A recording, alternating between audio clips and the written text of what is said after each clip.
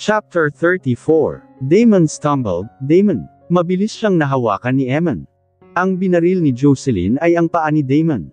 The blood was oozing from it. The men glared at Jocelyn. Huwag ninyo akong subukan, galit na sigaw ni Jocelyn. Pagkatapos niya ang sumigaw ay pinagbabaril ang mga hagdan. What is wrong with this Beth? She's mad as hell, Dennis shouted. 2, 3, 4, 5. Tahimik na binilang ni Arnold ang mga bala ng revolver na lumabas. Revolvers have a fixed chamber capacity, usually 5 hanggang 6 rounds. Sa isip ni Arnold, maaring may isa pa o kaya ay wala ng bala si Jocelyn. Bagamat nagdadalawang isip siya, ayaw naman niyang sumugal. The mad woman below is despicable, isang warning lang ang gusto, aksyon kaagad. Hinubad ni Damon ang kanyang t-shirt at pinunit ang gilid nito sa kabinigki sa bahagi ng kanyang paa na tinamaan ng bala. Hindi ka makatakas sa ginawa mo. Pagbabayaran mo ang ginawa mong pagpatay kina Bethany, Carmela at Sandra. Dumilim ang mukha ni Damon nang maalala ang pagbaril niya kay Thunder. Nanlisik ang mga mata ni Jocelyn. At kayo na sana ang susunod. She clenched her teeth. Pasalamat kayo at nagmamadali ako. May importante pa akong tao na gusto kong makita. Tandang padamdam. Umikot ang mata ni Jocelyn at mula sa kaniyang likuran ay may kinuha itong isang bagay. No! The boys shouted. So long, lover boys. Hinagis ni Jocelyn ang tear gas sa kanilang harapan, agad na bumalot ang tear gas sa kanilang paligid. Wala silang makita, nalanghap na nila ang makapal na usok ng gas kaya sila inubo. They were cursing. Hindi nila nakayanin ang hapdi ng kanilang mga mata. Kanya-kanyang takbo sa hallway ng second floor ang magkaibigan, well, except Damon. Inalalayan siya ni Eman, tinakpan nila ang kanilang mata at bibig. Matagal bago nawala ang usok ng tear gas, sa palagay ni Damon ay umabot ng 30 minutos bago nawala ang usok. Siguro dahil ito sa kapal ng konsentrasyon ng gas. Inuubo at lumuluha ang kanilang mga mata. Nakarating sila sa isang bukas na kwarto. Be careful guys, kumuha ng tubo si Arnold na nakita niya sa gilid ng pintuan. Hindi man lang natin siya nakausap ng maayos. Sinabi ko na sa iyo na magdala tayo ng baril. Reklamo ni Eman, we only have the license to carry, pero wala tayong lisensya na gamitin Leon. Damon said. Napangiwi siya nang nagsimulang buhusan ng antiseptic liquid ang tama ang kanyang paa. Oh, about those licenses and laws, kahit na nanganganib na tayo. Look at those fighting criminals, it's not like they have the license to kill some people but, their animals. Arnold were not. Ang mabuti pa ay umalis na tayo rito, nawala na ang usok. Napatunayan na natin na ang ruined monastery na ito ay pag-aari nga ng mga Torino. Arnold said. Napatunayan mo din na ang ruined monastery ay panlabas na kaanyuan lamang, may yaman pala na nakatago rito sa loob. Eman said. Oh yeah, now, nasaan na ang babaeng iyon? Napatunayan nyo rin na hindi nga basta-basta mahuhuli. Nandito na nga tayo, pero wala tayong nagawa. This is embarrassing, huwag ninyong sabihin itong adventures na ginawa natin, utang na loob. Umiling na sabi ni Arnold. We are looking for a possible killer, na hindi pa natin alam kung may mga kasamahan pa siya sa loob, hindi natin alam kung ano pa ang naghihintay sa atin dito, and yet, wala man lang tayong bitbit kahit na arnas, para tayong naghahanap ng makalaro ng patintero. Umismid si Arnold. I have a gun. Dennis said. Kinuha sa kanyang jacket ang maliit na baril. Mayroon din ako. Damon said. I have a Swiss knife. Emhan said. You bard. Bakit hindi ninyo ginamit? Oh, come on. Nabigla tayo hindi ba, basta na lang siyang sumulpot. We did check up the ground floor, though. And besides, she's too gorgeous to be shot. Nagkibit balikat si Dennis. Arnold rolled his eyes. Ha, ha, too funny. Arnold is mocking him. Ang mabuti pa ay umalis na tayo. Ihanda na ninyo ang inyong baril. Wait, are you sure? It's safe for us to use the tunnel. Baka naghintay si Jocelyn doon, remember, sinabi niyang may tao siyang hinahanap, so may kasama siya. Baka iyan na yung taong nakamotorsiklo. Nagkatinginan na naman sina Dennis, Arnold at Damon. You're right. Simula nang tinitiktikan natin ang private cemetery na pinanggalingan natin aka secret tunnel pala and garage, Di ba, hindi na bumalik yung naka-Harley Davidson? Right, Ham, sumirit ang dugo sa paa ni Damon nang itapak niya ito sa sahig. Umalis na tayo rito Damon, hindi yata nawala ang pagdurugo ng paa mo. Kung sa pelikula ito nangyayari, dinala ka na sa ospital at naoperahan ka na, hindi pa nakuha ang bala sa loob mo, iyan ang tandaan mo. Let's go.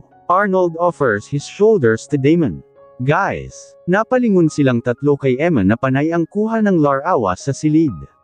Look, kinuha ang nabasag na picture frame sa ibabaw ng drawer, ipinakita kina Damon. Siguro ito yung lalaki na nakabonnet sakay ng Harley Davidson motorcycle. Napasinghap si Damon nang makita ang larawan. Is his eyes playing tricks with him? He rubs his eyes, closes it and then opens it. Umiling si Damon na nananlaki ang mata at nakaawang ang kanyang mga labi. Paano nangyari ito? How is he related to this family? Oh my God! Damon, are you alright? Tinapik ni Arnold ang kanyang balikat. Natahimik ka yata, do you know this army guy? Ang lalaki sa larawan na naka-uniforme ng army at may army cap. Nakangiti ngunit matapang ang mata na nakatitig sa camera habang kinukunan ng larawan ay hindi lamang kilala ni Damon. Ang lalaking ito na minsan ding naging biktima noon ng kanyang ina, ay ang lalaking minahal ng kanyang kapatid na si Monica, ang lalaking ito ay ang ama ni Robert. Malalim na bumantong hininga si Damon. This is Carlos Tahan Langit, Robert's father and Monica's ex-boyfriend. Kay Eman siya nakatingin. The room was silent. This is Carlos. Muling kinuha ni Eman ang basag na picture frame sa kamay ni Damon. How is he related to Jocelyn? Kamag-anak ba? Dennis asked. Kaibigan? O lover? Arnold asked. Damon's mind raced. Bumalik sa kanyang isip ang sinabi ni Officer Gayapa. Iyong sinabi niya na hindi pwedeng pasukin ang monasteryo dahil may isang malaking opisyal sa army na nagpoprotekta nito at hindi ito pwedeng galawin. Ang tinutukoy bang opisyal sa army ay si Carlos Tahan Langit? Ito na ba ang kinahinatnan niya nang magkaroon ito ng silent history sa buhay ni Monica? Hinanap ni Damon si Carlos. Inutusan siya ni Monica na hanapin ito, pero nawala na si Carlos sa kanilang lugar, walang nakaalam sa nangyari sa kanya. Kahit na ang mga kapitbahay niya. Sinabi ng mga nakausap ni Damon na umalis na ito sa kanilang lugar nang mamatay ang kanyang mga magulang. Hindi nagustuhan ni Damon ang kanyang pakiramdam. Paano nagkaroon ng ugnayan si Carlos sa isang baliw na babae? Umalis na tayo rito Damon. I need to see Monica. Namutla si Eman hindi niya nagustuhan ang kanilang nadiskubre. Kung ang kanyang ex-lover ay may kaugnayan kay Jocelyn, hindi ba malaking banta siya sa buhay ni Monica? Monica told him about Carlos, ipinagtapat pa ni Monica na nanaginip siya na pinatay siya ni Carlos, let's go. Umiling si Arnold. This is quite an adventure. Wow! I really can't believe this. Imagine, nagawa nating mag-disguise as workers para lang matiktikan kung nasaan ang secret passage ng monastery.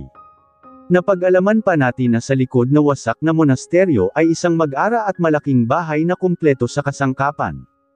Tuldok panipik, nagpatuloy sila sa paglakad sa hallway. At may nakatira na mentally ill attractive woman Dennis added. At nagkataon pa na ex-boyfriend ng fiancé mo. Arnold's gaze fell to Eman, yeah this is quite an adventure. Dennis said, oh yeah, an adventure na muntik pa tayong nadali ng walang kakwenta-kwenta. Arnold knitted his brow. Imagine may mga baril naman pala kayo, pero hindi ninyo ginamit doon pa rin ako sa embarrassing adventure map, he said. Ham, naamoy ba ninyo? Tanong ni Damon, nakaakbay ang kanyang balikat kay Eman na tahimik rin at hindi nakikinig sa kanilang usapan. Hindi siya mapakali na hindi sinasagot ni Monica ang tawag. Maybe she's flying now. Baka nasa taas na ang eroplano niya. Baka nasa airplane na siya ngayon, sinabi ni Monica na may business trip siya, wala kayong naamoy. Tandang padamdam panipik. Damon raises his voice, the boys were sniffing. Smoke. Tandang padamdam. Han, fire. Nanlaki ang mga mata ng tatlo nang ma-realize ang nangyari. There is tinuro ni Arnold ang dingding ng hallway na nasa kanilang likuran, bilis. Takbo, mabilis na kumalat ang apoy sa kanilang likuran. Gumapang sa kisame at sa mga kahoy na bahagi ng monasteryo. What the heck? Dennis, do it, mabilis na pinindot ni Dennis ang button to alert the policeman. We're doomed. Arnold shouted. Iwan na ninyo ako guys, I slowed you down. Damon said. No. Come on. Sabay tayong pumasok sa monasteryo, sabay din tayong lalabas. Look out. Sigaw ni Dennis nang bumagsak sa harapan nina Damon at Emma ang natupudj na bahagi ng kisame. Inabot ni Carlos kay Monica ang ballpen, unti-unting nagbabago ang ekspresyon ng kanyang mukha, mula sa pagkamahinahon ay naging matigas, well. 7, antag ni Carlos, maging ang boses niya ay nagbabago na, Carlos, I have. Tuldok-tuldok. I have a boyfriend now, I mean, fiancé, ngatal na sabi ni Monica, si Carlos. Nanindig ang mga balahibo ni Monica nang mula sa kanyang likuran ay yakapin siya nito. Pinatong ng lalaki ang kanyang ulo sa balikat ni Monica. Hinalikan niya ang leeg ng babae. Was your fiancé, Monica? You are going to break up with him, malamig na sabi ni Carlos. Huwag mo akong subukan, Monica. I've been to hell and back, wala na akong hindi kaya pang gawin. I hate to tell you this but in the army, we did all the brutal stuff that you'll never imagine possible at kayang kung gawin iyon sa pamilya mo, mahina ang pagkasabi ni Carlos subalit talab hanggang buto. Gumalaw si Monica upang iwasan si Carlos subalit hinigpitan nito ang paghawak sa kanyang bewang. You know that I can do whatever the hell I wanted to do with you, Monica. Sign this certificate please, before I'll make you. Carlos, I'm begging you, umiyak si Monica. Huwag mo akong pilitin sa bagay na hindi na pwede. Marami nang nagbago sa buhay nating dalawa, please, patuloy sa pagmamakaawa si Monica, hoping na maliwanagan ang isip ni Carlos.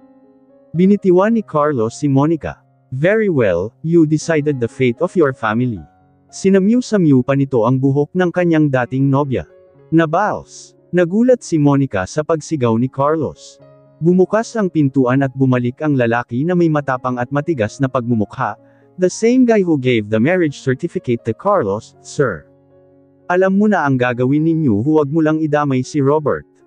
Sir, yes, sir, mabilis na tumalikod si Nabals. Dinala ni Monica ang kanyang dalawang kamay sa kanyang bibig.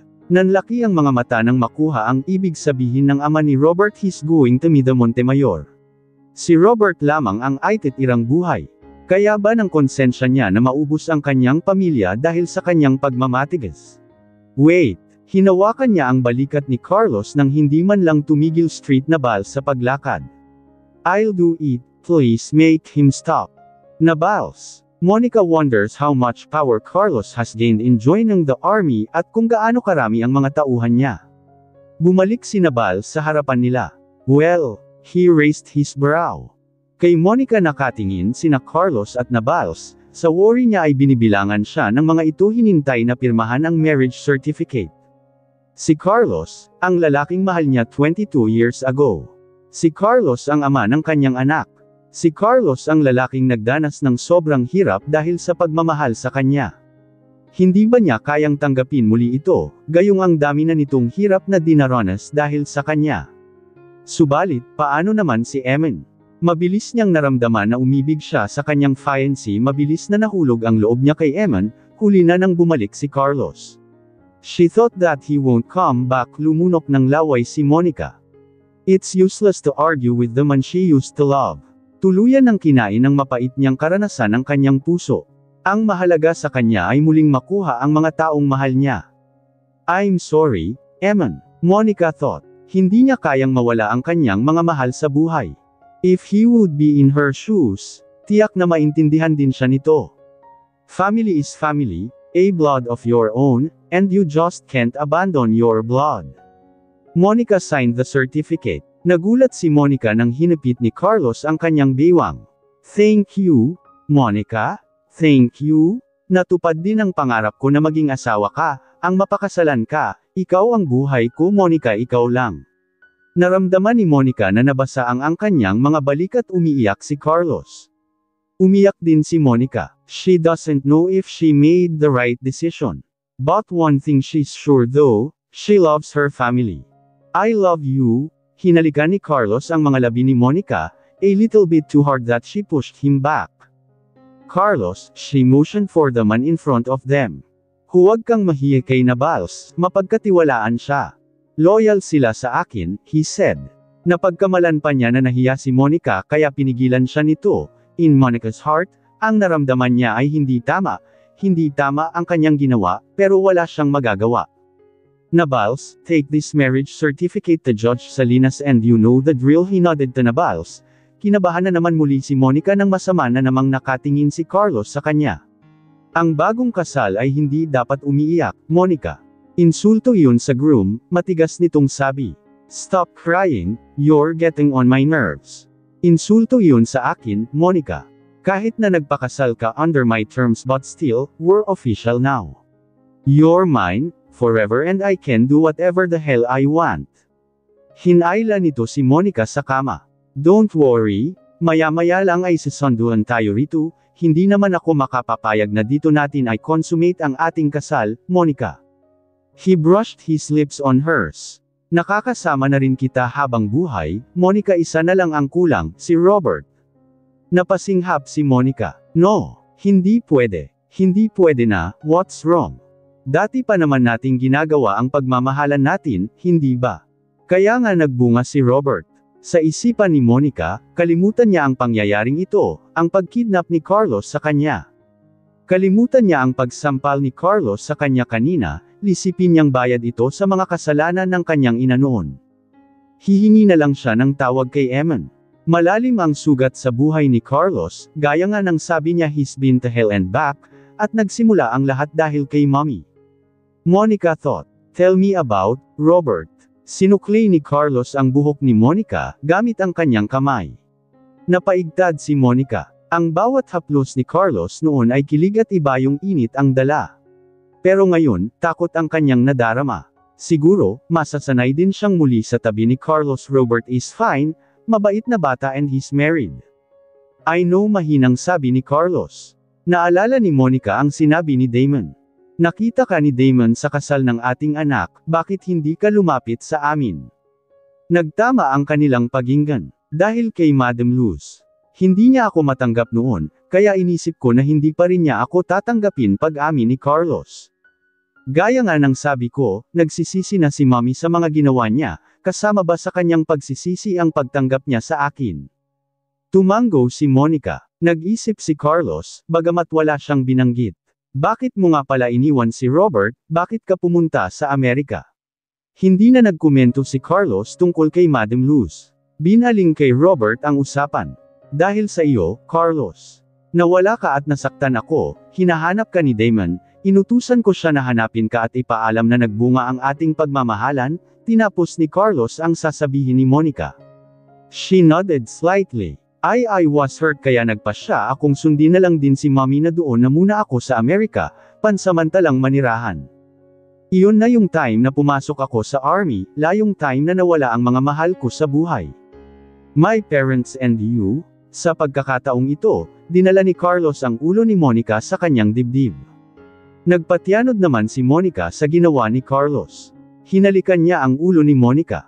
Marami man ang nangyari sa buhay ko, Monica, but I'm willing to forget everything. Sana manumbalik ang pagmamahal mo sa akin. Sana, bigyan mo ako ng bagong pagkakataon, alam mong hindi naman ako lalayo, kung natanggap lang sana ako ng iyong ni Madam Luz Diminda. Carlos said. Pumikit si Monica. Naramdaman kaya niya na mayroon ang nabago sa pagitan nila? The answer is yes, obviously. Carlos, I know that you felt it too. Inilayo niya ang kanyang ulo kay Carlos at tinitigan niya ito ng seryoso. Hindi ko sinasadya na magkaroon ng bagong pag-ibig. I thought I could never love again, but Eman, tumigil si Monica nang makita na naman niya ang hindi kanais-nais na ekspresyon ni Carlos. Isa sa pagbabago na nakita ni Monica kay Carlos ay ang pagiging mainit ng kanyang ulo. Mabilis magalit, so, Eman ang pangalan niya, he said. Si Eman lang ba ang nagkaroon ng kaugnayan sa iyo, wala nang ibang lalaki doon sa Amerika? Umiling si Monica. There is no one. What about you, Carlos? Nagkaroon ka na ng ugnayan sa ibang babae noon. Sa isip ni Monica, impossible naman na hindi ito magkaroon ng relasyon sa ibang babae. Carlos is good-looking, intelligent at masipag at pumasok pa sa army. Girls like men in uniform. To be honest, there is no one. Wala akong ibang minahal Monica maliban sa iyo, however, pagkatapos kong maaksident, may isang babae na naging interesado sa akin. Dahil sa pag-alaga niya sa akin ng matagal, pagtulong at lahat hanggang sa bumalik ang aking alalala ay hindi niya ako iniwan, nagkaroon kayo ng relasyon. No, hindi relasyon na kagaya ng pakikipagrelasyon mo sa fiancé mo ngayon, but we did hook up kind of, pero iniwan ko na siya. Bakit? Come in, sagot ni Carlos sa kumatok sa pintuan ng warehouse. Come on, doon na tayo magpatuloy sa rest house ko, malambing ng ngiti ni Carlos nang dumating ang kanilang sundo. Fire alert! Magpadala ng fire truck at mga bumbero sa lokasyon ng #1166 na Monte Outskirts, Muntinlupa, Muntinlupa. Yes, sir, puwersahin na ninyong buksan ang monasteryo. No, I'll send the video, it will surprise the hell out of you. Yes, may 4 kataong na trap sa loob and maybe they'll be dead by now, kapag hindi pa kayo pupunta doon. Sumisigaw na nagbibigay ng instruction si Officer Gayapa. Finally na-off niya ang radyo. Please, play the monitor sinabi niya kay Medina at mabilis naman itong sinunod ang instructions ng kapartner na parang hinihingal sa nangyayari. Sa video, namangha ang dalawa sa nadiskubre ng 4 na magkaibigan, mula sa pagpasok nila sa private cemetery ngunit sa totoo, ito ang garage ng mga Torino, ito na rin ang sekretong lagusan upang makarating sa loob ng monasteryo. Ito pala ay may underground tunnel. Ang tunnel ay may mga ancient adorned and curving writing, senyales ng sinaunang kamay ang gawa nito. Nakita din nila sa video ang pagpasok ng 4 na magkaibigan sa loob ng monasteryo kung saan parang naging magic na dumiretso sila sa isang magandang 2-story house. Ipinakita sa video ang bawat sulok ng ground floor. There it is, pakipos ang video. Gayapa exclaimed. It was the large family picture frame of the Torino. Ngunit nang paakyat na sila sa hagdan ay narinig nila ang isang sigaw ng boses ng isang babae. And the video went dead. That must be Jocelyn. Yeah, so tinuloy pa rin nila ang kanilang plano. Tanong ni Medina. Oo, umiling na lamang si Gayapa habang patuloy sa pag-monitor sa mga taga-fire department. Nang dumating na ang truck ng bumbero at mga firefighters ay hindi nila maintindihan ang sitwasyon, wala namang sunog. Pero nang puwersahan nilang buksan ang gate ng ruined monastery ay naamoy nila ang usok. Pinasok nila ang loob ng ruined monastery at doon nila nadiskubre ang isang nasusunog na bahay. As the firefighters arrived at the scene, they were met with a horrific sight. The 2-story row house was engulfed in flames, with thick black smoke billowing out of the windows. The 4 friends, Damon, Eamon, Arnold and Dennis, were trapped inside. Their screams for help barely audible over the roar of the fire. Mabilis na kumilos ang mga firefighters, gamit ang kanilang mga mabibigat na protective gear at dala ang mga kagamitan. Kailangan na gawin nila ang mabilis na pagresponde, dahil sa bawat segundo natutupok na ang bahay agad nilang naramdaman ang sobrang init mula sa naglalagablab na apoy at ang usok ay nagpapahirap din sa kanilang paningin kaya nahirapan pa silang makakakita. As they entered the building, the firefighters were met with a wall of flames. The fire was spreading quickly, fueled by the old wooden structure of the house, pero sanay na ang mga bumbero, the firefighters didn't hesitate, using their powerful hoses to blast through the flames and create a path to the trapped friends. Captain De Lauro led the way, his voice shouting instructions to his team as they made their way deeper into the burning building. They moved quickly, but carefully, knowing that one wrong step could be disastrous. Nang makarating na sila sa second floor, nakita nila sina Damon, Eamon, Arnold at Dennis na magkasama sa isang kwarto. They were coughing and choking on the smoke, their eyes streaming with tears. But they were alive, and the firefighters knew they had to get them out of there as quickly as possible. Unahin ninyo ang may sugat, sigaw ng captain sa mga tauhan niya. Ina-assist ng bumbero ang sitwasyon, naghahanap ng ligtas na daanan para ma-evacuate nila ang 4 na magkaibigan na obviously na trauma sa sitwasyon. They knew they had to move fast, as the fire was spreading quickly and the smoke was getting thicker by the second. Captain De Lauro shouted instructions to his team, directing them to bring out the friends one by one. The firefighters quickly got to work, using their equipment to create a safe path to the exit. Si Damon ang una nilang nilabas sa bahay, 2 bumbero ang tumulong sa kanya. Mabilis silang kumilos ngunit nag-iingat na huwag mabali at mainggitan pa ang sugatang si Damon habang bumaba sila ng hagdan. Sumunod ay si Eman, na walang tigil sa pag-ubo at hinahapo dahil sa usok. Binigyan siya ng oxygen at binalot siya sa makapal na kumot. Huwag kang mag-alala, ligtas ka na pare, ligtas na kayo. Inalaw nila si Eman dahil nanginginig ito sa takot. Arnold was the 3rd friend to be rescued. Nanginginig din si Arnold pero kagaya ng iba, ligtas din siya, mabilis din siyang binalot na makapal na kumot at dinala sa ligtas na lugar. Finally, the firefighters brought out Dennis, who was the most badly injured of the 4 friends. Maliban kay Damon na delikado rin dahil sa sugat, Dennis had suffered severe smoke inhalation and was struggling to breathe. Binigyan siya ng mga bumbero ng oxygen at binalot din sa kumot, trying to comfort him as they led him to safety. Nang isa-isa nang nailabas ng mga bumbero ang 4 at mabigyan ng pangunahing lunas ang kanilang paghinga at sugat ni Damon, the friends were quickly taken to the hospital, where they received treatment for their injuries. Patuloy na nag-imbestiga ang mga kapulisan sa nangyaring sunog ng monasteryo, inalam kung saan nagsimula at paano nagsimula ang sunog. Sa patuloy na pag-imbestiga sa sunog, dito na rin lumabas ang katotohanan sa buhay ni Jocelyn Torino. Ang natitirang miyembro ng mga Torino, may shoot-to-kill order na rin sa kanya. Hinintay din ng mga pulis na maging mabuti na ang kalagayan ni Damon at ng 3 niyang kaibigan para makausap ito ng maayos ukol sa kaso ng sunog at ukol sa sekreto ng monasteryo. Another good job, Captain Dalaurao, salute to you and your men. 4 na buhay na naman ang naligtas dahil sa katapanggan mo at ng iyong mga kasamahan. Nagkamay ang hepe ng kapulisan at si Captain Dalaurao. Maraming salamat Chief, ginawa lang namin ang aming tungkulin, nakangiting sabi nito. The 4 friends had been saved, and their lives would never be the same again. Hindi nila ma-mutate ang mga pangyayaring ito sa kanyang buhay.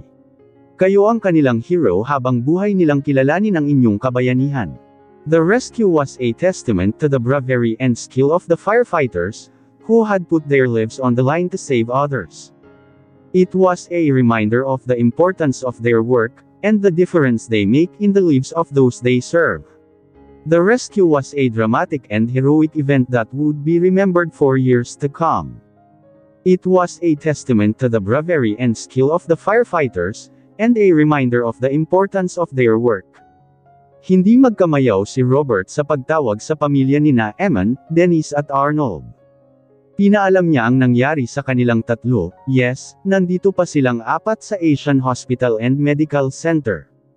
Binaba ni Robert ang kanyang cellphone at pinuntahan ang private ICU room ng 4 dahil siya ang una at immediate na kamag-anak ng isa sa mga biktima ng sunog ay siya ang nagpasya na pagsamahin na lang sa isang pribadong ICU room ang 4 na magkaibigan. Nang naghapunan sila earlier tonight ay inutusan na siya ng kanyang lola na ipaalam kay Officer Gayapa at Officer Medina ang pagpasok ni na Uncle Damon niya sa ruined monastery. Hindi niya ito tinawagan kundi nagpasya talaga siya na pumunta sa presinto upang ipaalam ang nangyari. Subalit, bago siya pumunta sa presinto ay naisipan niyang dumiretso na muna sa kumpanya at puntahan ang kanyang Mommy Monica. Hindi kasi niya sinasagot ang tawag nito. Nagpaalam naman ang kanyang mommy sa kanya at sa kanyang lola na diretso na ito sa business trip, pagkatapos mag-opisina. Hindi lamang mapakali si Robert, dahil kagaya ni Maria kanina na nasugatan dahil sa nabitiwan niyang baso, siya man ay nabitiwan niya ang anti-gang florera na kinuha niya upang ilipat sana sa kabilang mesa ng silid nila ni Linda. Weirdest that it is, but he was suddenly thinking of Monica, his mom. Robert, may sugat ka. Nanlaki ang mata ni Linda nang makita ng asawang si Linda ang tumutulo na dugo sa kanyang hintuturo. It's nothing. Huhugasan ko muna love. Mabilis na bumaba ng hagdan at hindi na siya mapakali. Ayaw niyang mag-isip ng masama, kagaya ni Linda at Maria ukol sa superstitious beliefs. Mr. Robert Montemayor, sir. Tawag ng nurse sa kanya. Pakipirmahan po ang mga ito. Binigay ng nurse ang admitting slip kay Robert. Nak-contact na po ninyo sir ang mga kamag-anak ng 3 pang pasyente. Yes ma'am, paparating na ang mga iyon. Layong Eman Lagdameo. Baka matagalan ng konti dahil mula pa sa Baguio ang kanyang pamilya. Ako na po ang mag-sign ng anumang kailangan niya. Okay lang po sir. Hihintayin na lang po natin ang immediate relatives niya. Maraming salamat. By the way po sir, don't forget to wear your PPE, bago ka pumasok sa loob ng ICU room. Nang umalis na ang nurse ay kinuha ni Robert ang cellphone ng kanyang ina. Bakit naiwan pa ni Mommy ang kanyang cellphone sa office ni Uncle Damon? Robert thought he need to contact her and inform her about Uncle Damon, but how? Naiwan niya ang kanyang cellphone. He further thoughts na bukas na lang niya itatanong sa opisina sa sekretarya ni Uncle Damon ang address ng business trip na pinuntahan ni Mommy niya. He tried to ignore the uneasy beating of his heart. Nakailang posisyon na si Maria ay hindi pa rin siya makatulog. Iniisip niya ang kanyang asawa. Sana ay ligtas ito sa kanilang mission na ginawa. Hindi maiwasan ni Maria ang magalit kay Jocelyn Torino. Marami na rin itong perwisyo na ginawa sa kanilang buhay. Sana ligtas ang kanyang asawa. Pinahid niya ang luha sa kanyang mata, na hindi niya maiwasan na tumulo. Hindi matapos-tapos ang kanilang problema. In less than 2 years, lahat ng uri ng damdamin ay naranasan niya sa piling ng asawang si Damon. Kaligayahan, sarap, kaginhawaan at paghihirap ng kalooban. Naranasan niya ang maapi, mainsulto at masampal dahil sa kanyang pagmamahal kay Damon. Isang Panginoon at siya ay alipin lamang. Naranasan niya ang magselos kina Nina, Carmela at maging kay Jocelyn sa piling ni Damon samot-sari ang kanyang nararamdaman, pero tiniis niya ang lahat, dahil mahal na mahal niya ito, hanggang sa sila ay ikasal na akala niya ay matatapos na ang lahat ng problema, hindi pa pala. Hindi pa siya tanggap ng lubusan ni Madam Luz Viminda. Pilit pa rin silang pinaghihiwalay, but love conquers all. Nanag na naman ang kanilang pagmamahalan. Nagbuntis siya sa kambal ng muling dinalaw ng kalungkutan ang kanilang buhay dahil pumanaw ang ama ni Damon. Dahil dito ay lalong nagkaroon ng lamat ang hindi na pagkakaunawaan ni na Madam Luz Viminda at Damon, dahil kay Maria. Pero isang magandang pagkakataon ang kanilang nararanasan na lungkot upang mabuksan ang isang lihim na hindi inaasahan ng pamilya. Naging daan ang guilt feeling ng kanyang Mommy Luz upang masabi niya, may pagtapat ang buhay na nagdaan. Na-trauma pala ito sa nangyari sa kanyang ina sa piling ng mahirap ngunit abusadong ama. Doon nagmula ang galit ni Madam Luz sa mga mahihirap. Dahil naaalala niya ang mga kasamaan ng ama sa kanyang ina. Hinuhut-hutan ng kanyang ama ang kanyang ina, kasama na ang pamilya ng ama na umabuso sa kanyang ina. Hindi niya tanggap ang ginawang pag-iwan pa ng kanyang ama sa ina nang wala na itong makuhang kayamanan. Sa huli, namatay ang kanyang ina, dahil sa kanyang linta na ama. Sa pag-amin kay Madam Luz Viminda sa kanyang mapait na karanasan ay nabuhay muli ang pagkakaunawaan ng pamilya Montemayor. Minsan pang naging masaya sila sa kabila ng banta ng seguridad ukol kay Jocelyn nang isilang ang kambal ay tumindi ang pangamba ni Damon sa seguridad ukol kay Jocelyn. Gumagawa siya ng paraan upang mahanap ito at ito na nga, pinasok na nila ang pinaghihinalaan na hideout ng hindi mahuli-huli na si Jocelyn Torino, ang mentally ill na babae. Pumikit si Maria nang maging alalala na lamang ang lahat na pangiti siya nang makita ang mapang-akit na asawa. "These are gorgeous," sambit ni Damon habang minamasahe niya ang palibot ng saso ni Maria. Nilagyan niya ng lotion ang kanyang kamay, pataas pababa sa kanyang stew, at hinilot at pinaikot-ikot pa ni Damon ang kanyang kamay. Mula sa kiniyang balikat ay nilingon ni Maria si Damon at diretsyong nakatingin sa kanyang mga mata. "Ang sarap babe, matagal ko na ring inaabangan ang pagkakataong ito. Sa dami ng nangyari sa ating buhay. I really miss my time with you." Habang patuloy sa pagmasahe si Damon sa dibdib ni Maria ay hindi na napigilan ni Maria ang umungol ng bigyan niyang diin ang paghimas sa kanyang dibdib. Nagulat si Maria nang hampasin ni Damon ang kanyang puwet. "Why?" Nilingon na naman niya si Damon na nasa kanyang likuran. They were sitting on lounge chair beside the pool. Patuloy sa pagtaas at pagbaba ang balakang ni Maria sa alaga ni Damon. Punong-puno ang aking lagusan baby, hindi pa rin nagbabago ang taba niya at ang taas, medyo random ko pa rin ang sakit. Pag-amin ni Maria, sige pa babe." Minsan ang kamay ni Damon ay nasa magkabilang gilid ng balakang ni Maria, minsan naman ay inabot nito ang mga bundok ni Mariang makiling upang pigain at pisilin. Kahit saang bahagi ng katawan nakahimas ang kamay ni Damon. Sarap na sarap ang pakiramdam ni Maria. Nag-iinit siya. Dahil iyan sa posisyon natin babe, at dahil malaki at mahaba talaga ang ulupong ko mapanuksong ngisi ang bigay ni Damon sa kanya. Dumapa pa si Maria upang pamatong sa mukha ni Damon ang kanyang dalawang bundok. Nagustuhan naman ni Damon ang ginawa ng asawa. Nakaw na pagdila ang ginawa niya dahil sa bilis ng pag-drive ni Maria sa kanya ay tumatalbog-talbog ang katamtamang laki at lusog ng kanyang papaya. Sa kanyang posisyon, mas lalo namang naramdaman ni Damon ang paglangkis ng hiwa ni Maria sa kanyang alaga. Sinikil at halos di ito nakahinga. Bahagyang tinulak ni Damon si Maria muling umupo ng posisyon sa kanyang ari. Habang ang kanyang isang kamay ay hinimas ang matabang talaba ni Maria.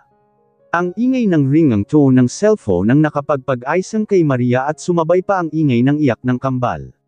Nagulat sa pagtunog ng cellphone.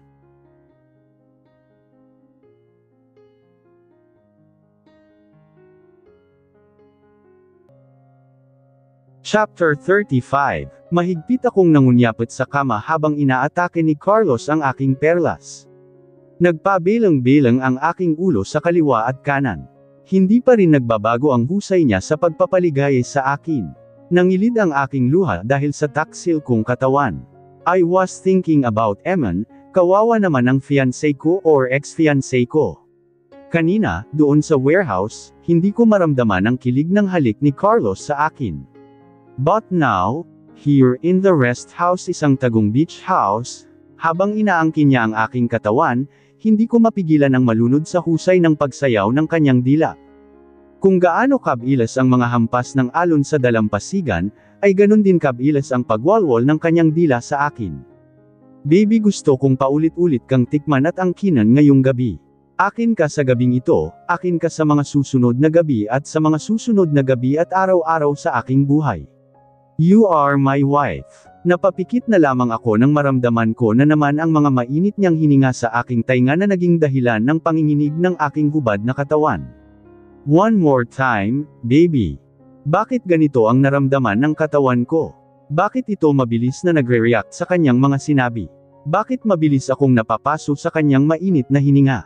Maaga pa ay nagpaalam na ako kina Mommy at Linda na pumunta sa opisina para kausapin ang sekretarya ni Uncle Damon ukol sa business trip ni pinuntahan ni Mommy. It doesn't add up. Hindi man lang niya binalikan ang kanyang cellphone kahit alam niyang ito ang source of communication namin. Granting na wala na siyang oras upang balikan ang kanyang cellphone, hindi man lang siya tumawag sa landline at kausapin kahit isa man lang sa amin at ipaalam ang kanyang sitwasyon kung nakarating ba siyang ligtas at maayos sa lugar. That's always the Montemayor's protocol, ang ipaalam ang whereabouts ng isa't isa. Nakapagtataka, hindi ko na hinintay na magising pa sina Uncle Damon at si Eman. Iniwan ko na si Maria sa ospital nang dumating na siya para mag-alaga kay Uncle. Dumating na rin ang bantay ni na Uncle Arnold, Uncle Dennis at Uncle Eman. Pagdating ko sa bahay ay nagpaalam ako kay Linda at Grandma na pupunta sa kumpanya, not just because I also work there, but because I wanted to talk to Uncle Damon's secretary, tungkol sa business trip ng aking ina. Naiwan ang cellphone ni Monica sa desk ni Damon. Kung gayon, bakit hindi siya tumawag using other phone, landline o kaya bumili ng bagong cellphone? She knows our numbers. Nagtataka na ring tanong ni Grandma. That's what I'm thinking, Grandma, nakapagtataka hindi ba? Baka naman na busy kaagad si Mommy sa tambak na trabaho. Tuldok-tuldok panipik. No, love, she's on a business trip. Besides, ayaw ni Mommy na mag-alala kami, tatawag at ipaalam ang nangyayari sa lakas niya at sinasabi ang kanyang whereabouts. Pinisil ni Linda ang aking kamay, baka na-stress ka lang love dahil sa florera na nahulog. You were thinking about Mommy? Inisip mo rin ang nangyari kay Damon? No, nahulog iyong base ni Maria, at may nangyari na masama kay Damon. Umiyak na naman si Grandma sa tabi ko. Grandma, take you to the hospital bago ako pupunta sa kumpanya natin. Pagkatapos ay pahatid na lang po kayo sa driver natin pabalik rito. He's in the hospital too, siya ang naghatid kay Maria. Sigurado ka ba na ligtas na sa panganib ang uncle mo? Pinahid ni Grandma ang kanyang luha, as the doctor said, silang apat ay parehong nagtamo ng first-degree burns. Grandma, sa balat lang po ang kanilang pinsala. Nang tawagan ko si Maria, sinabi niya na may tama ng baril si Damon. Opo, nakuha na po ang bala, Grandma bumaon po kasi siya sa loob ng kanyang paa. Pero okay na po siya, maging ang mga kasamahan niya. This is all my fault. Hindi tayo ginugulo ni Jocelyn kung hindi ako nagkaroon na kaugnayan sa kanya, mamasa-masang naman ang mata ni Grandma. That's not true at all. Kung mayroon mang dapat sisihin ay Street Carmela siya ang nagdala kay Jocelyn sa mansion, my wife said. Please stop blaming yourself, Grandma. I hugged her, yamakap naman siya sa akin. I am to be blamed too, dahil kung hind ko lang pinigilan sina Damon at Maria, kung tinanggap ko lamang sana sina Maria, hindi na sana lalaki ang kaguluhan at perwisyo na dulot ni Jocelyn. Okay, Grandma, please don't be like that. Ang kailangan namin ay isang matapang na ina, para maging matapang din kami, kung manghihina ka, manghihina din kami. I'm sorry, alam kong naaawa kayo sa akin at pinapalakas ninyo ang loob ko, but I know, alam kong ala ninyo that I'm partly telling the truth. Of course, Grandma, but you can't keep on blaming yourself forever. Lalo na at na-trauma ka lang din sa experience na nangyayari sa iyo sa piling ng iyong ama. Tuldok panipit, I said, so please Grandma, patawarin mo na po ang layong sarili. We love you Grandma, stay strong, kailangan pa po kayo ng apo mo sa tuhod. Dinala ni Linda ang kamay nila Madam Luz sa kanyang belly. O hindi ba, gumagalaw na ang apo mo sa tuhod. Napasinghap si Madam Luz nang maramdaman ang pagpitik ng sanggol sa tiyan ni Linda. Parang kailan lang hinawakan ko rin ang daddy mo baby tipid nang umiti si Grandma na kinausap ang baby naman ni Linda, hinimas ang tiyan ng aking asawa. After some time ay nagpaalam na kami sa aking asawa. O paano love, may iwan za muna rito ha. Pakiguide na lang muna sina Ginang Dolores, Glory at Mildred. Ikaw mismo ang magbigay ng instructions ukol sa kambal at kay Mia, ako na ang bahala rito love. Mag-iingat ka, mag-iingat kayo ni Mommy. Hey, kinuha ko ang kamay ni Linda sa aking leeg dahil kung makapulupot hindi na ako makaalis. It's not like I'm going somewhere, I smiled at her. Sa kumpanya lang naman ang punta ko, sinuklay ko ang kanyang buhok gamit ang kamay ko, hindi ba sabi mo papunti mo si Mommy? Yes, ilang araw ba kasi ang business trip ni Mommy? She did say 3 days. Leon nga lang hindi ko na itanong kung nasaan, that's why, itatanong ko pa, o paano, aalis na kami ni Grandma, I kissed her one more time on her lips. Pagkatapos kong may hatid si Grandma sa hospital ay bumalik na ako sa sasakyan at nagda-drive na ako patungo sa opisina. I parked the car on the VIP parking lot at mabilis na akong bumaba ng sasakyan, eager to talk to the secretary. Robert, as I closed the car's door narinig ko na may tumawag sa aking pangalan. I widened my eyes and dropped my jaw when I saw the person that was calling me.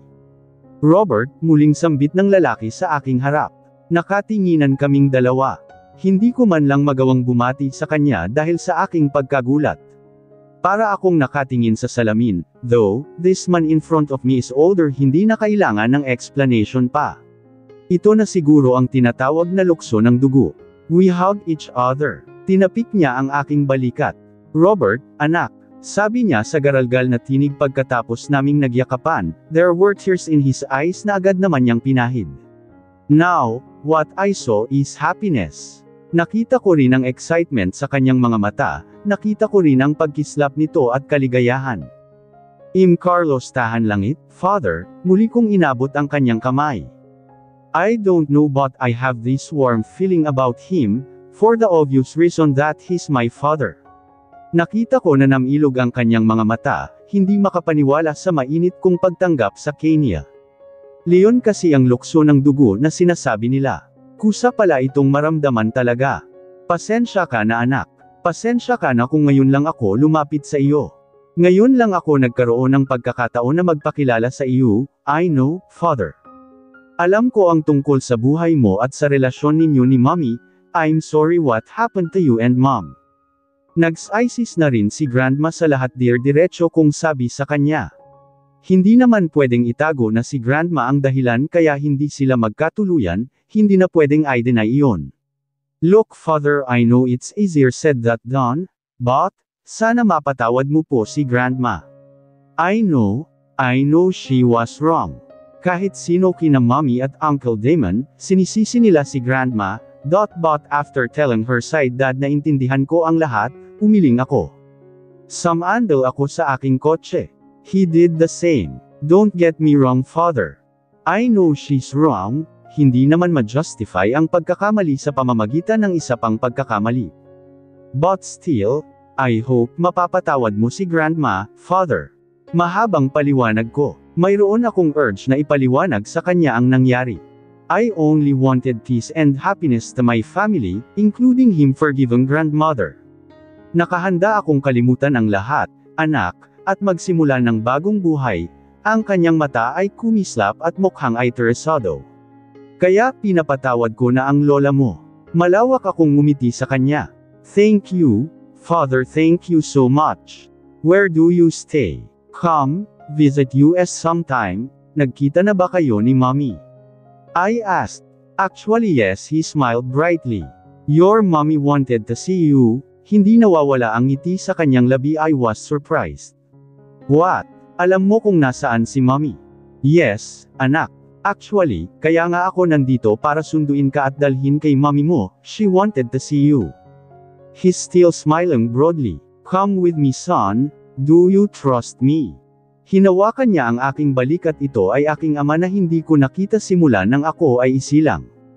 Ito ang aking ama na minahal ng gusto ni Mommy, na kahit ako ay iniwan niya para lamang makalimot sa sakit ay pumunta ng Amerika, leaving me alone with my grandparents. Ito ay aking ama na nasaktan ng sobra dahil sa hindi pagtanggap ni Grandma sa pagmamahalan nila ni Mommy. This is my father, will I trust him? Mapagkatiwalaan nga ba ang aking ama? Hindi ko maintindihan, papaanong nangyari iyon. She's on a business trip. Come with me, Robert, she's with me. Hindi siya natuloy sa business trip niya. Hindi siya tumawag sa iyo dahil naiwan niya ang kanyang cellphone sa opisina ng Uncle Damon mo. Alam niya. Mabilis akong damilat nang tawagin ni Damon ang aking pangalan. Naidlap ako sa sobrang pagod ng aking isipan dahil sa paglisip kay Damon at sa kambal. Napangiwi siya nang igalaw niya ang kanyang paa na may tama ng bala. Ops, huwag kasing magpumilit pa, hayaan mo na muna ang ng iyong paa, huwag ka munang gumalaw. I'm fine, baby. I'm sorry, nais ko lang ma-stretch ang aking katawan. Nagpumilit siyang igalaw ang kanyang binti. You have all the time in the world to move, Damon, pero huwag naman ngayon. Utang na loob, hindi ka pa ba nakontento sa nangyari sa iyo? Tandang padamdam panipik. Bagamat nairita ako, pero ang totoo nag-alala lamang ako sa aking asawa. I'm sorry, do you need anything? Ang importante sa akin ay ikaw, Damon. Maraming salamat sa Diyos dahil ligtas ka na, kaya pwede ba magdahan-dahan ka muna sa pagkilos, ayaw kong mabinat ka. Nang masiguro na ang kaligtasan ng 4 na biktima ng sunog ay inilipat na sila sa kani-kanilang silid. Sina Eman, Arnold, at Dennis ay may sariling pribadong silid na rin parehong inaalagaan ng kani-kanilang nga magulang. Hinawakan niya ang kamay ko at pinisil. I'm sorry, baby. Hindi na naman ako nagpaalam sa iyo, mahina niyang sabi, Damon. Gusto ko siyang batukan sa totoo lang. Galit ako dahil hindi na naman nagpapaalam sa akin. But no, ang nasasabihin na naman niya na ayaw niya akong mag-alala pa, hindi malang ako nagsalita pa, I'm sorry.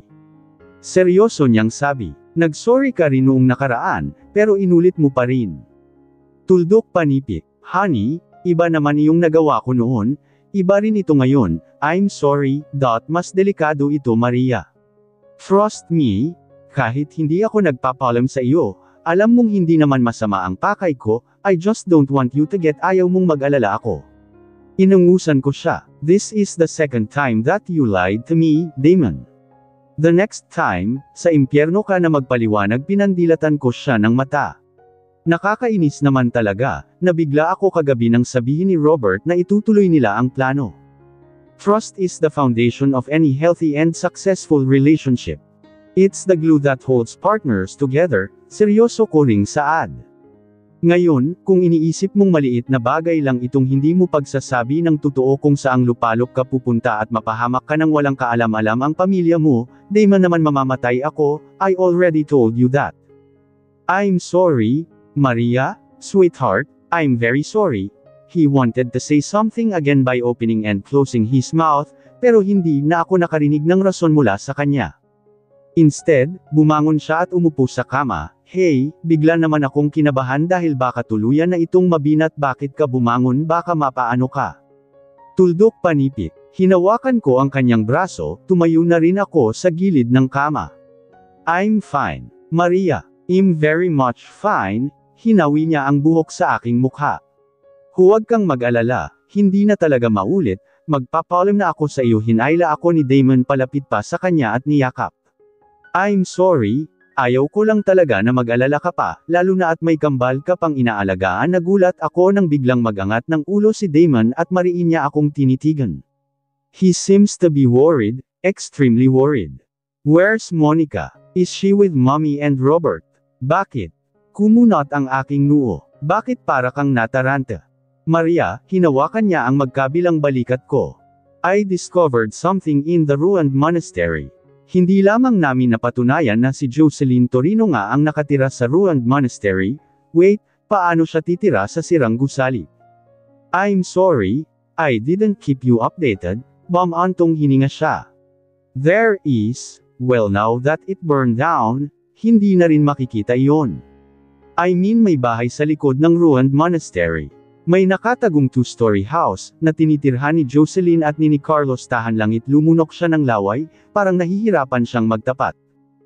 No, nabigla ako sa sinabi niya. Carlos, tahan langit ang ama ni Robert. I raised my brow. He's related to that psycho, how? I don't know Maria, hindi ko alam kung anong relasyon meron sina Jocelyn at Carlos. Pero nakita namin ang kanyang picture frame sa kwarto, which I assume is Jocelyn's bedroom. Oh, my goodness, sa palagay mo ba, mayroon silang relasyon? Magkamag-anak sila, kaibigan? Umiling si Damon. I don't know, hindi ko alam. Pwede bang tawagan mo sandali si Monica or Robert? I need to discuss the matter to them. Damon, umupo ako sa upuan sa gilid ng kama ni Damon. Si Monica ay wala sa bahay, she's on a business trip. Dahil nabisi ka na sa mission ninyo, si Monica ay nabisi na rin sa pag-asikaso sa mga dapat aasikasuhin ng kumpanya that needs an immediate responses. Business trip. Han, hindi ba kayo nagkausap? Umiling si Damon. Napamura yata sa kanyang sarili. Ito na ang sinabi ko sa iyo na hindi ka dapat umalis nang hindi nagpapalim at hindi nakakausap ang mga mahal mo sa buhay. Anyway, si Robert na lang, sabihin mo kay Robert ang nalalaman mo. There was a knock on the door and it opens. Mommy, Damon and I said in unison. Kinuha ko ang cellphone at nag-dial sa number ni Monica. Sinong kasama mo, Mom? Maaga ka yata. Lumapit si Madam Luz Viminda sa hospital bed ni Damon at umiiyak na yamakap sa anak. Damon, anak, are you okay now? Nag-alala na tanong ni Mommy. Yeah, Mom. I'm fine, please don't worry about me. Kung mayroon man tayong dapat alalahanin ngayon ay si Monica at Robert na rin. Halata sa tono ni Damon ang pag-alala. Bakit? Listen, here Mom, si Carlos, hindi ba nasabi ko na sa inyo na nakita ko siya sa kasal mismo ni Robert doon sa probinsya? Yes, bakit nagkita na kayong muli? Kakausapin ko siya anak, hihingi ako ng tawad sa kanya, malaki ang kasalanan na nagawa ko sa kanya. At kung hindi lang sana magkaroon ng relasyon sina Eman at Monica, nakahanda akong tanggapin na si Carlos, para makabawi ako sa mga kasalanan ko sa kanya, para kumpleto na ang pamilya ni Robert. Antong hininga si Mommy Luz. Mommy, tinitigan ni Damon ng masinsinan si Mommy. Mommy, ang ruined monastery na sinabi ko sa inyo ay pag-aari nga mga Torino. At hindi po liyon ordinaryong monasteryo lamang, mayroon maayos na bahay sa loob. Doon nagtatago si Jocelyn kung kaya nahihirapan siyang makita ng mga pulis. The place itself is discreet. Ninahuli na ba siya anak? May pangamba sa tinig ni Mommy. Umiling si Damon. Hindi pa Mommy, hindi namin napaghandaan ang tear gas na hinagis niya sa amin kung kaya nakatakas na naman siya. Paanong hindi makatakas? Wala kayong kasamang pulis. I said, I told you baby. Hindi nga nakralam ang pulis sa aming ginagawa dahil nga sa hindi sila binigyan ng permission para pakialaman ang monasteryo, paliwanag ni Damon. Bakit? It's just a ruined monastery, pitong Mommy Luz said. Leon din ang akala namin noong una, pero hindi ka ba magtatanong at magtataka na ang isang wasak na monasteryo ay hindi pwedeng halungkutan ng pulisya? Kumunat ang noo ni Mommy B. Bakit nga? Mayroon pong nagproprotekta sa monasteryo Mommy, someone who has the highest military power and rank. Carlos tahan langit, ha?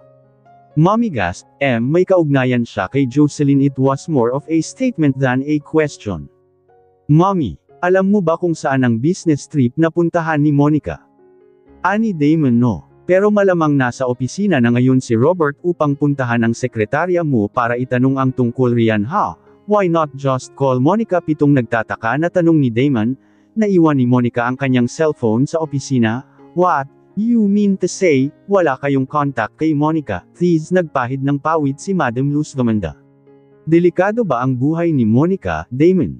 Bakit alalang-alala ka? Tanong ni Mommy Luz, pero nakikita ko naman na nanginginig siya. Mommy, sa ginawa mo kay Carlos noon, malamang may tinatago wayang galit sa iyo. Isa pa, bakit nasa kwarto ni Jocelyn ang picture niya? Sure ka na si Carlos iyon, ang picture na iyon? Nakita mo ba na nandoon si Carlos? Pwede naman na pag-aari lang iyon ni Jocelyn ngunit wala siyang kinalaman kay Carlos. Mommy, stop it. I know na kinabahan ka, pero huwag mong itago ang obvious. Carlos is dangerous.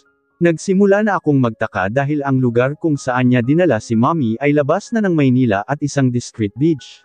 Father, bakit kayo pumunta rito ni Mommy kung pag-uusap lang naman ang ginawa ninyo? I mean, sabi mo noong isang gabi lang kayo nagkita, the night she was supposed to go on a business trip. You'll see, Robert, Monica and I got married. Prank kanyang sabi na ikinagulat ko naman. What? Hindi ko maiwasan ang mapasinghap sa sinabi niya. Kasal. Nanlaki ang aking mata sa sinabi niya. Bakit ka na-shock, anak? Ayaw mo bang maging asawa ko na nang tuluyan ng mommy mo? Hindi ka pa man namin isinilang hangad ko na maging asawa siya. We both do, and you know why hindi nangyayari iyon, because of your grandma. Ngayon, na nagkita kami, hindi na ako papayag na mapalampas pa ang pagkakataon naming dalawa. Bakit anak, ayaw mo bang buo ang pamilya natin? Umiling ako sa tabi niya, nasa backseat kami ng sasakyan. Hindi yan ang ibig kong sabihin, it's not what you think. Nagulat ako sa mga sinabi niya. Nagulat ako sa mga paliwanag niya. Paano nangyari ito? Saan kayo? Paano kayo kinasal? Anong nangyari? Pumayag ba si Mommy? I just met him and yet I felt strange about him. Ngayon na nagsimula na siyang makipag-communicate sa akin. I think, there was something off about his character. Kanina, fatherly love ang nadarama ko sa kanya. Lukso ng dugo kaya ang ganda ng aura niya, ang ganda ng daloy ng usapan namin. Ngayon, habang nakasakay kami sa sasakyan niya, iba na ang vibes na naramdaman ko sa kanya. Ang aking sasakyan ay iniwan ko sa ospital dahil gusto niya na ang sasakyan na lamang niyang dala ang gamitin. Mayroon siyang chauffeur. Nandito na tayo. Sa wakas ay nakarating na kami sa beach house na sinasabi niya. Bumaba ka na anak, nasa loob si Monica. Monacle, tinawag ni Carlos si Mommy, ang sinasabi niyang kanyang asawa. Nandito na ang anak natin, masigla niyang sabi. Ikaw na ang magpaliwanag sa kanya, Monica sweetheart. Ayaw maniwala ni Robert na kasal na tayo, malawak ang ngiti niya sa akin. Paano ako makapaniwala? Ikakasal na si Mommy kay Uncle Eman next month. Besides, sinabi na ni Momday na gusto niyang makausap si Daddy para humingi ng tawad sa mga nagdaang karanasan nila. Gusto niyang makausap ang aking ama upang ipakilala ako, para kumustahin na rin ang buhay pagkatapos ng maraming traida sa buhay niya. Monica, nagkatinginan kami ni Daddy. Bakit wala yatang sumagot? Nagdududa kong tanong sa kanya. Trust me, she's her. Monica, bumalik ang aking ama paatros nang buksan niya ang pintuan. Sinipa siya ng isang babae na pamilyar sa akin. Ang babae na hinahunting ni na Kuya Damon, si Jocelyn. Sa gilid niya ay ang nakapusas kong ina.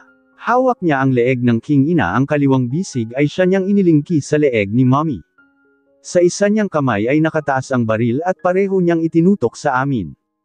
You better not scratch her skin, Jocelyn, or I will kill you. Nanlilisik na ang kanyang mata. Tumawa ng malakas si Jocelyn na akala mo ay isang baliw na babae. At ito talaga ang dahilan, kung bakit siya hinahunting ng mga pulis at nina Uncle Damon. She's a witch. A manipulative. Huwag kang mag-alala Carlos, sweetheart, pagkatapos kong patayin ang iyong mag-ina ay isusunod naman kita. Ops sumigaw na umiyak si Mommy nang hampasin niya ang likod ng kanyang ulo sa hawak na baril. My mommy, sa bawat paglikami mo ang asawa mo ang mapahamak ngayon. Umiyak si Mommy. You anong kailangan mo sa akin Mommy? Anong kailangan namin sa iyo? Bakit mo, Carlos, bakit ayaw mong sagutin ang iyong anak? Bakit hindi mo sabihin sa kanila na ako lang naman itong ginamit mo, subalit hindi mo naman ako talaga minahal? I tried everything to make you happy, I tried to please you in every possible way, but look what you did. Nanlilisik ang mga mata ni Jocelyn. Anong sinabi mo? I almost dropped my jaw. Hindi na ako makapaniwala sa sinabi ni Daddy na kinasal sila ni Mommy. Dumagding pa ang bagong revelasyon ni Jocelyn. Nakita ko ang aking ama na nakahawak na ang kanyang kamay sa loob ng jacket niya. Bagamat hindi niya pwedeng mag-alaw dahil sa banta ni Jocelyn kay Mommy. Look, Jocelyn, makikinig kami sa sasabihin mo sa akin, mag-usap tayo, pero bago iyon, bitiwan mo muna si Mommy please. No. Ang mommy mo ang dahilan kung bakit nawala ng gana si Carlos sa akin. Ang mommy mo ang dahilan kung bakit niya ako iniwan. Listen to me you, bago mo pa ako nakilala ay nagmamahala na kami ni Monica. Nang bumalik na ang alalala ko, I told you about this. My father clenched his teeth. You bastard. You told me that the woman you love is dead. Dinala mo pa ako sa sementeryo para lamang maniwala na patay na ang sinasabi mong babaeng mahal mo. But she's right and I'm gonna kill her. Shut up Jocelyn. Stop it. I shouted at her. Ano ba ang gusto mong mangyari? Walang hiya ka, binaril mo pa si Uncle Damon, ha? Napasinghap si Mommy. Anong binaril? Umiiyak niyang sabi. Yes, Mom, pinuntahan ni na Uncle Damon ang monasteryo ay napatunayan naman nila na pamilya Torino nga ang nagmamay-ari sa ruined monastery na iyon. Tuldok panipit. Mommy must be thinking about how crazy Jocelyn is. Pumasok sila Damon sa monasteryo, gulat naman na tanong ni Daddy Carlos sa aking tabi. Carlos, doon ko nabarilin pa ni Damon, dahil mga pakyalamero. Gusto ko sanang patayin na lang lahat sila na naglapastangan sa akin ng monasteryo pero, I remember your betrayal. Pinatulog mo ako para makadalaw ka kay Monica. Carlos, siya ba ang sinasabi mo na nagligya sa iyo, pagkatapos ng pagbugbog sa iyo? Yes, Monica, I swear. I didn't love her. Bakit ayaw mong sabihin kay Monica kung paano tumirek ang iyong mga mata kapag binigyan kita ng job? May Jocelyn, tapusin na natin ito. Alright, mamili ka kung sinong unang babarilan ko kina Monica at Robert. Dahil sa galit ni Daddy sa panunudyo ni Jocelyn ay inabot niya ng tuluyan ang kanyang baril sa loob ng jacket at bang. My mother, Monica shouted.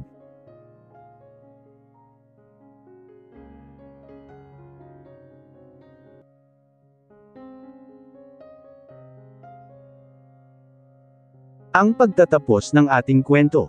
Carlos. Hindi napigilan ni Carlos ang bugzo ng kanyang damdamin dahil sa kanyang ugali na hindi makontrol kapag naligay sa panganib ang mahal sa buhay ay nawalan na siya ng focus. Hindi na umayon sa kanyang plano ang kanyang isip.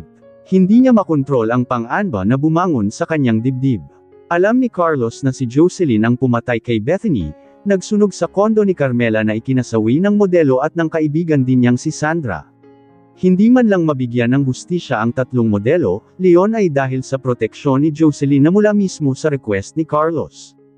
Malinaw ang kanilang usapan. Jocelyn needs protection and you need money to support your growing organization, ganun lang iyon sir, kapalit ng protection mo, ay pera mula sa pamilya Torino. Bakit ko isusugal ang pangalan at posisyon ko dahil sa babaeng iyan, Carlos? Ikaw na mismo ang nagsabi how despicable that woman could be. Tuldok panipik, because, you need money. Bakit ba pinuprotektahan mo ang babaeng iyan? Carlos, mabuti pa ay lumayo ka sa kanya, she's mentally ill. Hindi mo mapagkatiwalaan, you cannot tame someone like her. Umiling ang kanyang superior, don't get me wrong, mentally ill people should not be judged. Kung meron man dapat gawin para sa kanila ay iyon ay ang suporta. But, I'm telling you this, tahan lang it, she's dangerous and could be the reason for your death. Binigyan niyang diin ang pagbanggit sa pangalan ng opisyal na minsan ding nakatakda na maging Major General pero dahil sa inggit ng pang-4 at pang-5 sa posisyon, ang kawawang si Carlos ay hindi nagkapalad. Umiling na lamang itong tinitigan ang minsan ding nagligtas sa buhay niya, kung kaya ito ay kanyang napansin, na pagtuunan ng panahon at dito niya nalaman na may potential para tumaas ang rango at an early age. But life is not fair to Carlos, he knows it because he's been a father figure to him. Sinabi ni Carlos ang tungkol sa karanasan niya noon sa nabigong pag-ibig, hindi siya pinalad. Dahil umibig siya sa langit at siya ay lupa lamang. At nang magkaroon na sana ng pagkakataon na may maipagmalaki na sa pamilya ng babaeng sinisinta, sa pamamagitan ng mataas na ranggo na makukuha niya sa army ay kinuha na naman sa kanya ang pangarap na iyon dahil sa inggit ng dalawang hayop din sa posisyon at kapangyarihan, kaya ang kawawang si Carlos muntik pang mawala ng buhay. Kung hindi dahil sa kanya, hindi mo na ako makausap ngayon, she saved me from my certain death. Mentally ill or not, niligtas pa rin niya akan, kaya iyon lang ang pakiusap ko sana ang magkaroon siya ng protection. Protection for what, Carlos? For killing those 3 lovely models. Are you nuts? Tayo dapat ang proteksyon ng sambayan ng Pilipino, hindi tayo ang dapat na tagwa ng kriminal. Tuldok panipik, umiling ang kanyang superior na nakatingin sa kanya. Tumayo si Carlos. Nasabi ko na ang dapat kong sabihin, sir. Stay away from her, Carlos, baka ang babaeng iyon pa ang papatay sa iyo, noong she's mentally unstable. 15 minutos nang wala si Carlos sa harapan niya nang pumasok ang kanyang assistant. Sir, nandito na po ang resulta ng records ni Officer Carlos Tejonyenjet. Tuldok panipik, inabot niya ang envelope na bigay ng kanyang assistant. Nang makita niya ang diagnosis ng Psychiatric Hospital Association, hindi na siya nagtaka. Diagnosis, schizophrenia. Sumandal siya sa kanyang swivel chair. Nakikita niya ang kaibahan ni Carlos tahan langit pagkatapos niyang matorture sa mga kamay ng mga tauhan ng 2 sakam na opisyales na iyon. It's so ironic to think, na nakaranas si Carlos ng karumal-dumal na karanasan sa mismong kasamahan niya, hindi sa kalaban. Maaring ang pagkakaroon niya ngayon ng schizophrenia ay dahil sa pangyayaring iyon, Carlos has disorganized thinking and disorganized behavior. That's why he wanted him to stay away from Jocelyn Torino, ang babaeng nagligtas sa kanya. He wanted to stay away from her, para hindi siya tuluyang mauwi sa unstable thinking, because she's unstable too. Tandang padamdam. Han, siguro huli na ang lahat. Masyado nang madilim ang mundo ni Carlos. Baka sa kaibuturan ng kanyang isip, wala nang pagbabago sa buhay niya.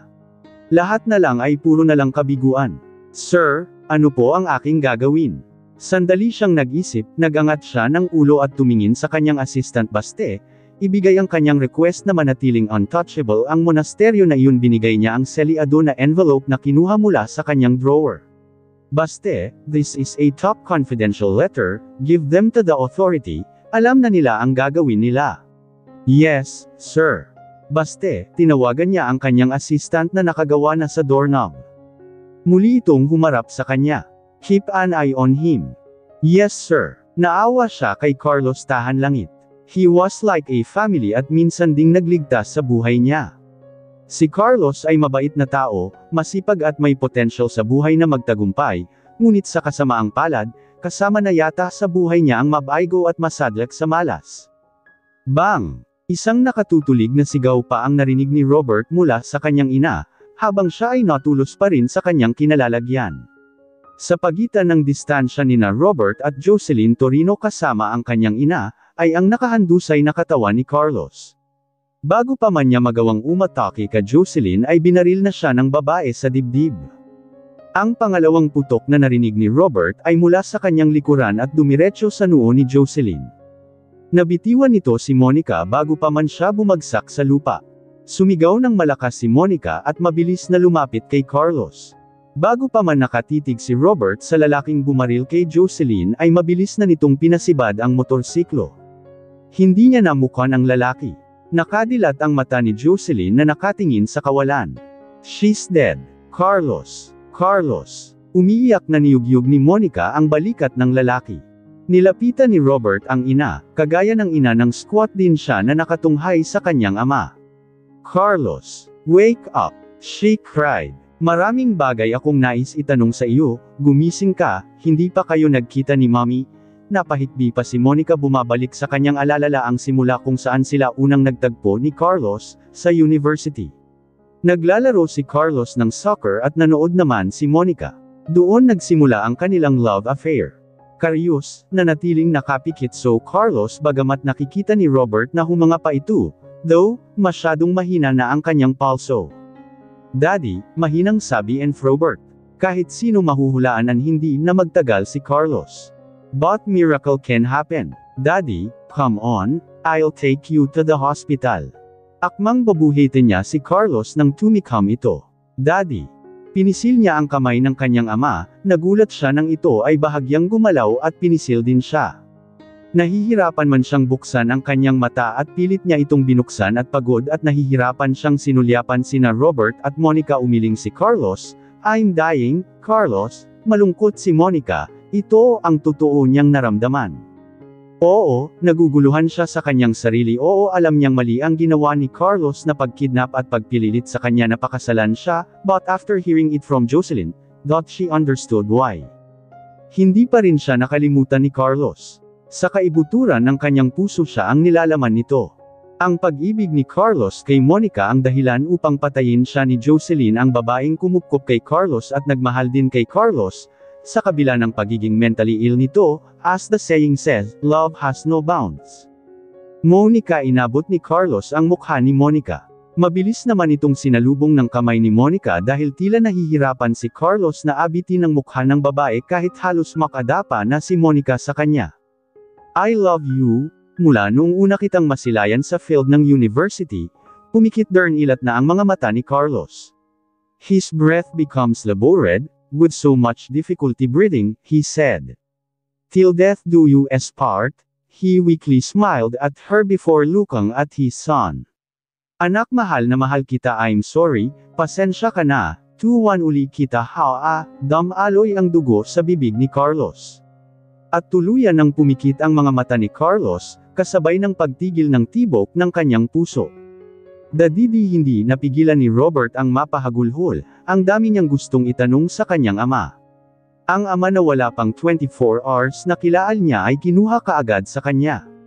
Carlos. Humiyaw si Monica nang binawian na ng buhay ang lalaking naging asawa niya in less than 70 hours. After 4 years, Mommy, inagaw ni Austin ang aking cufflinks. Nag-arko ang kilay ni Aidan na nagsumbong sa akin.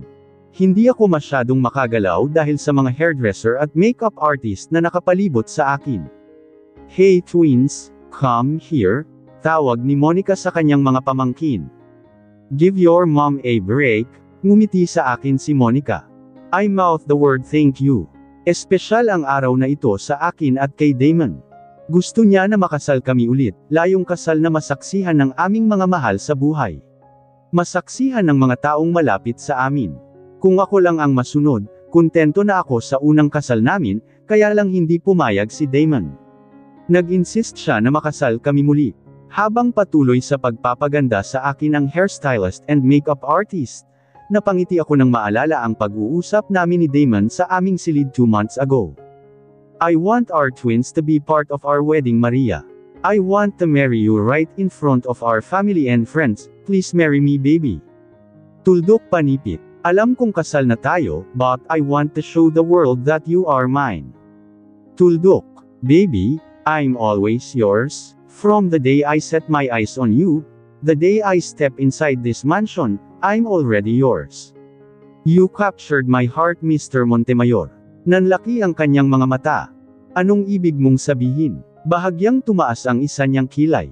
I meant to say, I decided to make you mine then. I smirk at him. What? Naguguluhan na tanong niya. Han, nangako ako sa sarili ko na mapapasa akin ang taong ito. Kaya ang ginawa ko ay inaalagaan ko ng mabuti si Mia. Layong mahuhuli ko ang loob mo, the way to a man's heart is through his stomach. But for a single dad, the way to a single dad's heart is through his daughter's happiness. Maluwang akong ngumiti sa kanya. Alam ko kasi na kapag masaya ang aking alaga, masaya ka rin. Tuldok-tuldok panipik. Hindi makapaniwala ang aking asawa sa aking sinabi, "You little minx," he said as he spanked me. Humahalukip ako kay Damon. We were standing on the window, nakatingin sa kambal, at sa anak nina Robert at Linda and with Mia. Masayang naglalaro sa hardin. Kasama ang kanilang nga bagong yaya na pawang mga kamag-anak ko. Wala na akong tiwala sa ibang tak. "Hammond, you were planning to seduce me all along." Nandilat ang kanyang mga mata, inangat niya ang aking mukha at iniharap sa kanya. Inungusan ko siya. "Ano sa palagay mo? Do you really think matagalan ko ang pang-aapi at pang-alipusta ni na Mommy noon sa akin, kung hindi na kita gusto noon pa man? Are you seriously telling me that now?" "Yes, Mr. Montemayor, kaya sabihin mo na rin ang first impression mo sa akin." I raised my brow. Tumikim si Damon. "Well, it's so amazing how you make me hard and turn me on, just looking at your boobs and butt. You make me groan as I thought of bending you over every time you called me sir." He smirked na pasinghap naman ako sa sinabi niya. Agad na uminit ang aking mukha. "Damon," tinampol ko ang kanyang balikat. Malakas ang halakhak ni Damon. "Oh," ngumisi siya nang kurutin ko ang kanyang tagiliran. "Are you serious?" Kunot noo na tanong niya. "Yes, Maria baby, I'm serious." "Bakit? Nahihiya ka ba?" "Hindi ka dapat mahiya. I'm your husband at ito talaga ang tunay na nararamdaman ko sa iyo, but in a decent way, okay?" Nakasimangot pa rin ako, muli siyang humalaklak. "I'm just kidding." He laughed. "I love all of you, Maria. I mean, you're all, ham." He kissed my forehead. Bago ako nakasagot, mabilis niyang hinalikan ang aking mga labi. Agad ko namang tinugon ang kanyang mainit na halik. We shared a passionate kiss that is full of love, full of passion, fire and life. After a couple of minutes, kapwa kami hinihingal nang tumigil kami sa aming paghahalikan. Then he did it again. With his one knee down, Damon asked me to marry him again. I was surprised when he opened the small box in his hands. Ang laman nito ay ang singsing na nakita ko 5 years ago sa kanyang silid. So, if was intended for me, after all. Umiyak na niyakap ko si Damon. "Yes, Damon, yes, I will gladly marry you again, oh ini God." "Mrs. Montemayor, tingnan mo po ang sarili mo sa salamin, open your eyes, you look like a queen." Pumalakpak ang hairdresser at makeup artist nang binuksan ko ang aking mata sa salamin ako nakatingin. Is this really me? Kahit ako ay nagulat sa nakita ko sa salamin, of course, Mrs. Montemayor. Wala nang iba pa, ikaw iyan. Ikaw talaga iyan. Maganda ka na talaga, kaya hindi kami nahirapan sa iyo luluwa ang mata ni Mr. Montemayor mamaya, ani ng makeup artist. Garden wedding ang napagkasunduan namin ni Damon. Ang kasal namin sa Montemayor's Hardin ay isang romantiko at intimate na celebration na ginaganap sa mismong hardin ng natural na kapaligiran. Ang seremonya at resepsyon ay nasa malawak na hardin pa rin ng mansyon na napapalibutan ng mga buhay na bulaklak, matataas na puno, at ang nakakapagpaliw na tunog ng kalikasan. Ang atmosfera ay tahimik at payapa, na may init ng araw na nagbibigay ng gintong liwanag sa mga pagdiriwang. Ginawang extra special ng wedding planner ang atmosphere ng hardin. Sa pagdating ng mga panauhin, sila ay ginugrit ng matamis na amoy ng mga bulaklak na namumukadkad at ang mahinang tunog ng mga ibon. Ang seremonya ay ginaganap sa ilalim ng isang nakakagilas na gazebo. Ako ay naglalakad sa isang daanan na may mga petal ng bulaklak patungo sa aking groom na asawa ko na. Matapos ang pagpapalit ng mga panunumpa namin ay kapwa kami umiiyak ni Damon. Pareho naming naaalala lahat ng mga pagsubok ng aming pagmamahalan. Ang daming nangyari, may mga pumanaw na naging bahagi ng buhay namin. Si Daddy Rogelio at si Carlos. Napasulyap ako kina Monica at Mommy Luz na kapwa umiiyak nang marinig ang wedding vows namin ni Damon kasama ng aming mga panauhin. Nagpapatuloy kami sa magandang nakadekorasyon ng resepsyon sa mismong hardin na rin mismo. Nag-e-enjoy kami ng masarap na pagkain, refreshing na inumin, at buhay na musika. Masaya kong sinulyapan ang kambal sa aming tabi ni Damon na sarap sa pagkain. I smile at Mia, na lumulutang ang ganda sa edad na 9 years old, nakaupo sa gitna nina Monica at Mommy Luz. Sina Linda at Robert ay maliwanag ang mga mata habang sinusubuan ang kanilang panganay na anak na babae. Actually, dalawa ang inaalagaan ni Robert ang kanyang anak at si Linda dahil nabuntis na naman ang pinsan ko sina Arnold at Denise ay masyang nakipag-usap sa dalawang magandang babae na kung hindi ako nagkakamali ay empleyado ng Montemayor's Group of Companies. Habang si Eman naman ay pangiti-ngiti na nakatingin kay Monica. For Eman, naghihintay kung kailan maging handa muli si Monica na magmahal pagkatapos ng nangyari kina Carlos at Monica, inamin ni Monica na hindi pa siya handa na magpakasi kay Eman. She asks his forgiveness, when she realizes that she's still in love with Carlos, all this time. Napatunayan niya ito nang ikasal kay Carlos in less than 72 hours. Pero sa kasamaang palad, namatay si Carlos sa kamay ng babaeng umibig rin sa kanya, si Jocelyn. Si Jocelyn na nagbayad na ng kanyang mga kasalanan nang malaman ko ang kasaysayan ni Jocelyn, napaisip din ako kapuputan ba ang isang katulad ni Jocelyn na may unstable mind. Nagmahal lang din siya kagaya ng nakakarami. Smile mommy, daddy. Nakangiting sabi ni Mia habang hawak ang camera. Ang sarap pakinggan na ang tawag ni Mia sa akin ay mommy, she loves me and respected me. Come here baby Mia, tinawag ko ang official photographer namin at nakiusaw ako na kuhanan kami ng family picture. Nakaupo sa pinakagitna si Mia, sa kanyang magkabilang gilid ay sina Aiden at Austin. Sa gilid pa ni Aiden ay si Damon, ako naman ay nasa gilid ni Austin. While our children are sitting, nakatayo naman kami sa kanilang gilid, na mistulang mga matibay na haligi para sa aming pamilya, perfect family, the photographer commented as he pulled out our family picture. Marami man pagsubok sa buhay, maging matatag ka lang na harapin ito. Alam mo naman sa sarili mo na wala kang inaapakang tao. Maging matibay sa lahat ng bagay, darating ang panahon na magiging matagumpay ka. Mahalin ang pamilya, ingatan, alagaan.